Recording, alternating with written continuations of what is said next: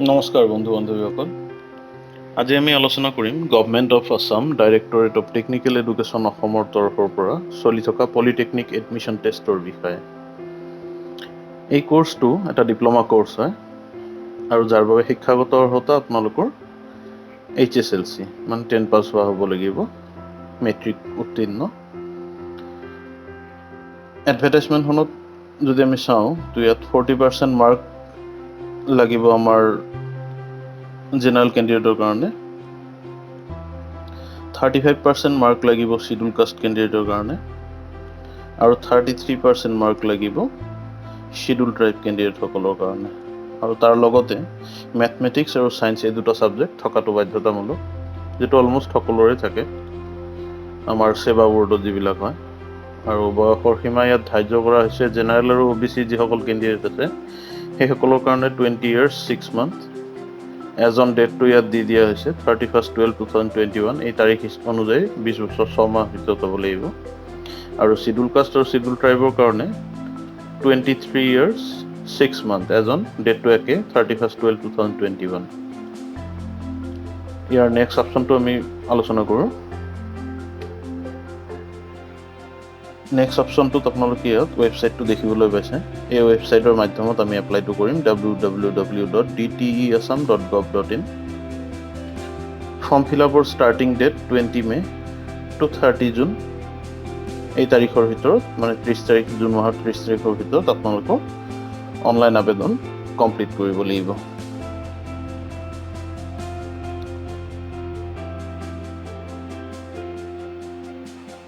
ওপৰৰ পিনে আৰু এটা বস্তু আমি চাই থোৱাটো ভাল হ'ব যে টেষ্ট চেণ্টাৰ এডমিশ্যন টেষ্ট ক'ত লোৱা হ'ব। মঙলদৈ, তেজপুৰ আৰু গভ পলিটেকনিক আৰু ইনষ্টিটিউট যিবোৰ আছে অসমত, সেই সকলোবোৰ চেণ্টাৰতে যেতিয়া এডমিট কাৰ্ড ওলায় ধুনীয়াকৈ তাতে আপোনালোকৰ চেণ্টাৰ দিয়াই থাকিব। সেইমতে সেই চেণ্টাৰসমূহত এডমিশ্যন টেষ্টটো লোৱা হ'ব। আৰু তাৰ লগতে ইয়াত এপ্লিকেশ্যন ফিৰ কথা কোৱা হৈছে 500 rupees এপ্লিকেশ্যন ফি, আৰু বেংক চাৰ্জ তাৰ লগত এপ্লিকেবল থাকিব। দুটা মাধ্যমতে আপোনালোকে পে'মেণ্ট কৰিব পাৰে, অনলাইন আৰু অফলাইন। অফলাইনত পে'মেণ্ট কৰিবলৈ হ'লে কেছ চালানখন ওলাই ল'ব লাগিব, অনলাইন এপ্লাই ভিডিঅ'টোত আমি চাম।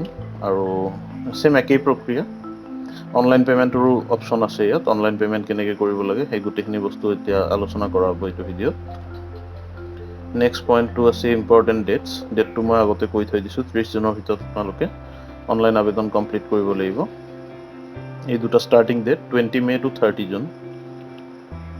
সময় যথেষ্টখিনি সময় দিয়া হৈছে, গতিকে এই সময়ৰ ভিতৰত আপোনালোকে আবেদন সম্পূৰ্ণ কৰিব লাগিব। ইয়াৰ পিছৰ পইণ্টটোত যদি আমি চাওঁ পলিটেকনিক এডমিশ্যন টেষ্ট কিহৰ ওপৰত হ'ব, ইয়াৰ ডেটটো ডিক্লেয়াৰ কৰা হৈছে 25 July 2021। যদিও টিনেটিভ ডেট হয়, ক'ভিড চিটুৱেশ্যনৰ কাৰণে কেতিয়া হয় এক্সাম নহয় আজিকালি কোৱা অলপ দিগদাৰে হৈছে। টাইমটো ইয়াত উল্লেখ কৰা হৈছে 10 AM to 12 noon। আৰু ছাবজেক্ট থাকিব মেথমেটিক্স আৰু ছায়েন্স। 100 marksৰ এক্সামিনেশ্যন হ'ব আৰু MCQ মাল্টিপল চইচ কুৱেশ্যনৰ যিটো পেটাৰ্ণ থাকে সেই পেটাৰ্ণ অনুসৰি এক্সাম লোৱা হ'ব। ইয়াতে এটা কথা মন কৰিব, candidate will not permit to take admission without permanent residence certificate. PRCখন আপোনালোকৰ থকাটো বাধ্যতামূলক। এইটো এতিয়াই নালাগে, কিন্তু আপোনালোকৰ যেতিয়া PAT যদি ক্লিয়াৰ কৰি যায়, এণ্ট্ৰেঞ্চটো যদি ক্লিয়াৰ হৈ যায়, সেইখিনি সময়ত আপোনালোকে PRC প্ৰভাইড কৰিব লাগিব। সেইটো বাধ্যতামূলক। আৰু PRC যদিও বা বন্ধ আছে, কিন্তু হায়াৰ এডুকেশ্যন পাৰপাছত PRC খোলা আছে। তো আপোনালোকে সেইমতে লকডাউন বা পিৰিয়ডটোত ধৰক এতিয়া ক'ভিড চিটুৱেশ্যনৰ কাৰণে বহুতখিনি জেগাত বন্ধ হৈ আছে। তো সেইমতে কেতিয়া ক'ত কনভিনিয়েণ্ট হয় PRCখন বনাই থ'ব যিসকলে আবেদন কৰিম বুলি ভাবিছে। আৰু ইয়াতে এটা ইম্পৰ্টেণ্ট নোট দিয়া হৈছে, the said notification may be modified as per the guideline issued by the government for the present pandemic COVID-19 situation. যিকোনো সময়ত এই নটিফিকেশ্যনখন মডিফিকেশ্যনো হ'ব পাৰে, গতিকে আপোনালোকে টাইম টু টাইম ৱেবছাইটটো ভিজিট কৰিব। বলক ফৰ্ম ফিল আপটো আৰম্ভ কৰি দিম।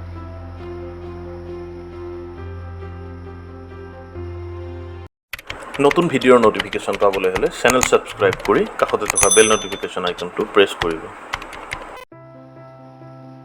অনলাইন আবেদনৰ কাৰণে আপোনালোকে গুগলত টাইপ কৰিব DTE আসাম বুলি সাৰ্চ কৰাৰ পিছত প্ৰথম যেটো ৱেবছাইট খোল খাব এইটো অফিচিয়েল ৱেবছাইট হয় ডিৰেক্টৰ অফ টেকনিকেল এডুকেশ্যন আসামৰ প্ৰথম লিংকটোত আমি ক্লিক কৰাৰ পিছত নতুন পেজ এটা খুলিব ৱেবছাইটটো খোল খাব এনেকুৱা এটা ইণ্টাৰফেচ দেখিবলৈ পাব ৱেবছাইটটোৰ সোঁহাতৰ পিনে চাব PAT 2021 অনলাইন এপ্লিকেশ্যন বুলি এটা ছেকশ্যন আছে এইটোত আপোনালোকে এবাৰ প্ৰেছ কৰি দিব দিয়াৰ পিছত এটা নতুন এক্সটাৰ্নেল ৱেবছাইটত লিংকটো ৰিডাইৰেক্ট হৈ তাত নতুন পেজ খোল খাব তো তলৰ পিনে আমি স্ক্ৰল ডাউন কৰিলে ইয়াত ক্লিক হিয়াৰ টু এপ্লাই বুলি এটা ছেকশ্যন আছে এই ছেকশ্যনটোত আমি ক্লিক কৰি দিলে নতুন পেজ এটা খোল খাব য'ত এপ্লিকেশ্যন ফৰ্মখন আমাৰ ওলাব চাওক আপোনালোকৰ সন্মুখত এই পলিটেকনিক এডমিশ্যন টেষ্ট 2021ত যিটো এপ্লিকেশ্যন ফৰ্ম হয় এই এপ্লিকেশ্যন ফৰ্মখন খোল খাইছে ইয়াতে গোটেইখিনি বস্তুৰ ডিটেইলছ দিয়া আছে চেণ্টাৰ অফ এক্সামিনেশ্যন ক'ত এক্সামিনেশ্যন দিব আপোনালোকৰ ডিষ্ট্ৰিক্ট অনুযায়ী কোনটো চেণ্টাৰ ওচৰত পৰে ড্ৰপ বক্সত যিকেইটা ডিষ্ট্ৰিক্ট দিয়া আছে সেইকেইটাৰ ভিতৰত আপোনালোকে চিলেক্ট কৰিব পাৰিব তাৰ তলতে name of applicant father's name mothers name আৰু ইউ ডিফাৰেণ্টলি এবল যদি শাৰীৰিক অক্ষমতা থাকে ইয়াতে য়েছ বুলি দিব নাথাকিলে নাই নেলাগে দিব ন' বুলি দিব কেটেগৰীটো চিলেক্ট কৰিব কোনটো কেটেগৰীৰ পৰা হয় তাৰ তলত চাওক do you belongs to TGL XTGL কমিউনিটিৰ ঘৰবিলাকো ইয়াতে দিয়া আছে মৰাণ টাই আহোম কোচ ৰাজবংশী চুতীয়া আৰু grandson granddaughter of freedom fighter যদি হয় ইয়াতে য়েছ বুলি দিব আৰু son daughter of retired defence service পাৰ্চনৰ যদি ডিফেন্সত চাকৰি কৰা ফেমিলিৰ পৰা বিলং কৰে ইয়াতে য়েছ বুলি দিব কিন্তু ৰিটায়াৰ্ড হোৱা হ'ব লাগিব ৰিটায়াৰ্ড ডিফেন্স ছাৰ্ভিচ পাৰ্চনেল বুলি দিছে স্পৰ্টছ কোটা NCC কোটাত থাকিলে ইয়াতে য়েছ বুলি দিব আৰু son daughter of central government employee যদি হয় য়েছ বুলি দিব নহ'লে নালাগে আদাৰৱাইজ তাৰপিছত ডেট অফ বাৰ্থ জেণ্ডাৰটো চিলেক্ট কৰিব ইয়াতে আৰু ইয়াতে চাওক details of HSLC or its equivalent examination তো এই ছেকশ্যনটোত অকণমান মন দিব ইয়াতে appearing in HSLC or its equivalent examination in 2020 যদি 2020 চনত HSLC এপিয়াৰিং কৰিছে তেতিয়াহ'লে এপিয়াৰিং বুলি দিব আৰু যদি অলৰেডি পাছ কৰিছে তেতিয়াহ'লে তলৰ অপশ্যনটো প্ৰেছ কৰিব already passed in HSLC or its equivalent examination overall percentage of marks ইয়াতে এণ্টাৰ কৰিব দিব তাৰ তলত কেয়াৰ অফ দেউতাৰ নামটো দিব অভিভাৱক দেউতা যদি কাৰো নাথাকে নেক্সট গাৰ্জিয়ান যিজন থাকিব অভিভাৱকৰ নামটো দিব এড্ৰেছ লাইনটো পুট কৰিব যদি আপোনালোকৰ প্ৰেজেণ্ট আৰু পাৰ্মানেণ্ট এড্ৰেছ একেটাই হয় same as present and permanent address বুলি ইয়াতে টিক মাৰ্ক দি দিব তাৰ তলত নেশ্যনেলিটি ইণ্ডিয়ান ৰিলিজিয়নটো ইয়াতে চুজ কৰি ল'ব কোনটো ৰিলিজিয়ন হয় গাৰ্জিয়ানছ নেমটো আকৌ এবাৰ ইয়াতে এণ্টাৰ কৰিব ইমেইল আইডিটো এণ্টাৰ কৰিব আৰু তাৰ লগতে ফটোগ্ৰাফ আৰু ছিগনেচাৰ এই দুটা বস্তু ইয়াতে আপলোড কৰিব লাগিব ফটোগ্ৰাফ আৰু ছিগনেচাৰ চাওক 100 KB ভিতৰত হ'ব লাগিব JPEG ফৰ্মেটত যাৰ ডাইমেনশ্যন ইয়াত দিয়া আছে 200x230 পিক্সেল আৰু ছিগনেচাৰৰ কাৰণে 140x60 এইখিনি বস্তু অকণমান মন দিব এইমতে আপোনালোকে ফটো আৰু ছিগনেচাৰটো আপলোড কৰিব লাগিব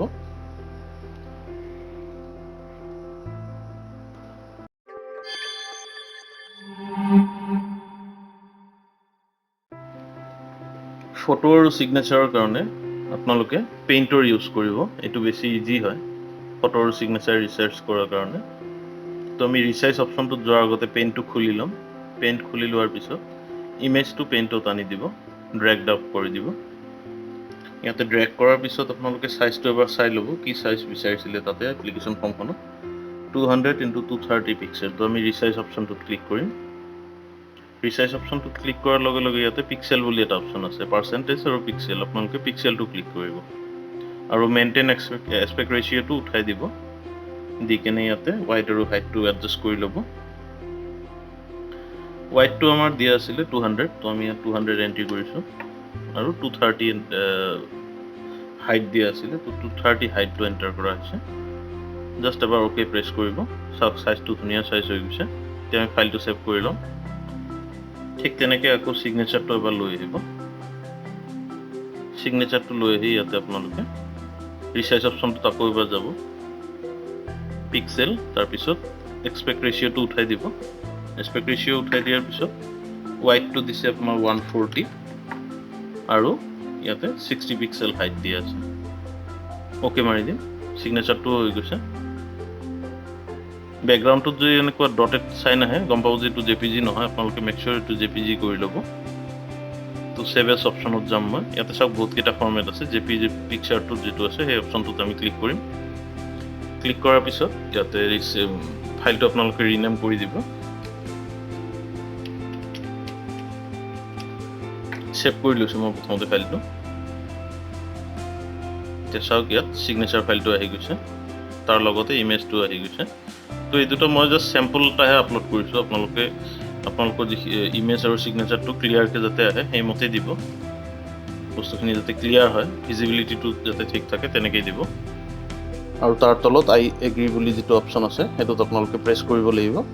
প্ৰেছ কৰি কেপচা এণ্টাৰ কৰি যেতিয়া ছাবমিট কৰিব ফৰ্মখন, তেতিয়া আপোনালোকৰ ফৰ্মখন ধুনীয়াকৈ ছাবমিট হৈ যাব আৰু নেক্সট ছেকশ্যনটোত যাব।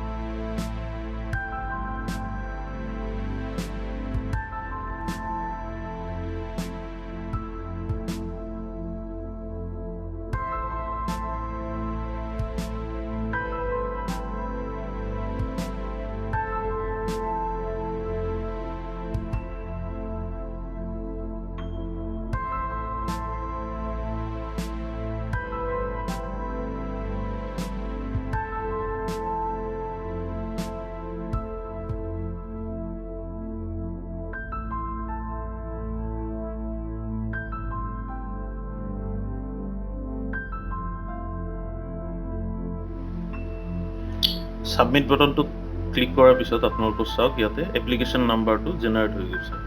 তলৰ পিনে পেজটো স্ক্ৰল ডাউন কৰি আহিব আৰু ইয়াতে click for next step state bank collect payment পৰ্টেলটোত আপোনালোকে ৰিডাইৰেক্ট হ'ব ইয়াত ক্লিক কৰাৰ পিছত। তো ইয়াতে আমি ক্লিক কৰি দিছোঁ।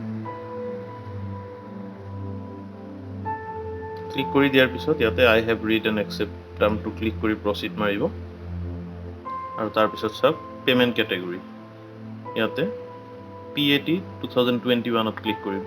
ফৰ্মখন খোল খাই গৈছে। এপ্লিকেশ্যন ফৰ্মখনত প্ৰথমতে এপ্লিকেশ্যন নাম্বাৰটো যিটো নোট কৰিছিলে আপোনালোকে সেই নম্বৰটো নোট কৰি ইয়াতে এণ্ট্ৰি কৰিব। নেম অফ এপ্লিকেণ্ট নামটো ধুনীয়াকৈ লিখি দিব, ফৰ্মখনত যেনেকৈ লিখি দিয়া আছিলে। তাৰ তলতে আছে ডেট অফ বাৰ্থটো ফিল আপ কৰিব।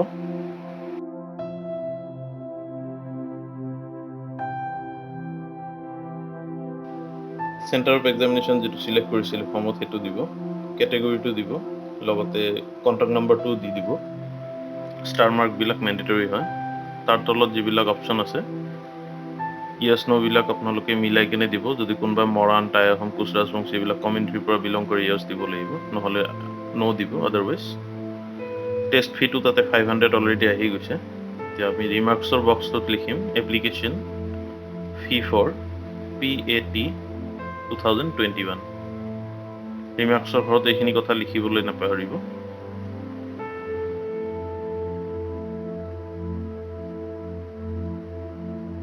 আকৌ তলৰ পিনে নামটো আকৌ এবাৰ দিব লাগিব।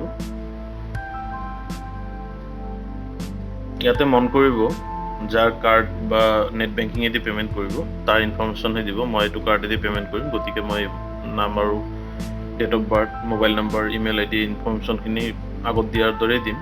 আপোনালোকে যদি বেলেগ কাৰোবাৰ একাউণ্টৰ পৰা পে'মেণ্ট কৰে তো তেখেতৰ নাম ইয়াত এণ্টাৰ কৰিব, mobile number, date of birth সেই মানুহজনৰ দিব। ইমেইল IDটো এণ্টাৰ কৰি দিছোঁ মই ইয়াত। দিয়াৰ পিছত ছাবমিট বাটনত প্ৰেছ কৰিম। ছাবমিট বাটনত প্ৰেছ কৰাৰ লগে লগে আৰু এটা পেজ খোল খাব, য'ত ডিটেইলছখিনি তাতে দিয়াই থাকিব, যিখিনি আপুনি এণ্ট্ৰি কৰিছে। ইয়াৰ পিছত আমি কনফাৰ্মটোত ক্লিক কৰাৰ পিছত ইয়াতে চাব পে'মেণ্টৰ অপশ্যন কেইটা খোল খাইছে ওপৰত। প্ৰথমতে নেট বেংকিং, ষ্টেট বেংকৰ, তাৰপিছত আদাৰ্ছ বেংক, ইণ্টাৰনেট বেংকিং, তাৰ তলত আছে ৰুপে কাৰ্ড। ৰুপে কাৰ্ডত আপোনালোকে পে'মেণ্ট কৰিলে বেংক চাৰ্জ নাই। ক্ৰেডিট কাৰ্ড, প্ৰিপেইড কাৰ্ড, আৰু তললৈ যদি আৰু স্ক্ৰল ডাউন কৰি লৈ আহোঁ, ফৰেন কাৰ্ড বুলি অপশ্যন এটা আছে। তাৰ তলতে আদাৰ পে'মেণ্টছ মোডবিলাক আছে, যেনেকৈ UPI-টো চাৰ্জ নালাগে, NEFT, RTGS আৰু SBI ব্ৰাঞ্চত যিটো চালানৰ অপশ্যন অফলাইন পে'মেণ্টৰ, সেইটো এটা অপশ্যন আছে ইয়াতে।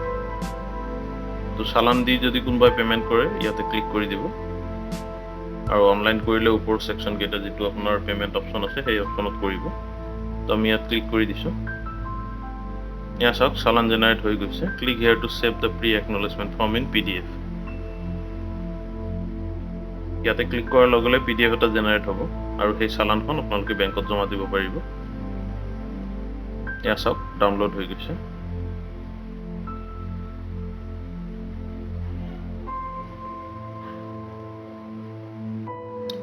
চালানখনৰ চেম্পল কপিটো স্ক্ৰীণত দেখাৰ দৰে আপোনালোকে পাব, আৰু আপোনালোকে সেই চালানখনৰ এটা প্ৰিণ্ট আউট উলিয়াই ওচৰতে থকা আপোনালোকৰ ঘৰৰ ওচৰতে থকা SBIৰ যিকোনো এটা ব্ৰাঞ্চত গৈ পে'মেণ্টটো কৰি দিব। আৰু পে'মেণ্ট কৰাৰ পিছত DTৰ যিটো অফিচিয়েল ৱেবছাইট আছে সেই অফিচিয়েল ৱেবছাইটটোত আপোনালোকে ভিজিট কৰিব, আৰু তাতে আপোনালোকে ষ্টেটাছটো দেখাব যে পে'মেণ্ট ছাকচেছফুল হৈছে নে নাই। তো বন্ধুসকল, আজিলৈ ভিডিঅ'ত ইমানেই। ধন্যবাদ। কেনে লাগিল ভিডিঅ'টো আপোনালোকে নিশ্চয় মতামত জনাব কমেণ্ট বক্সত।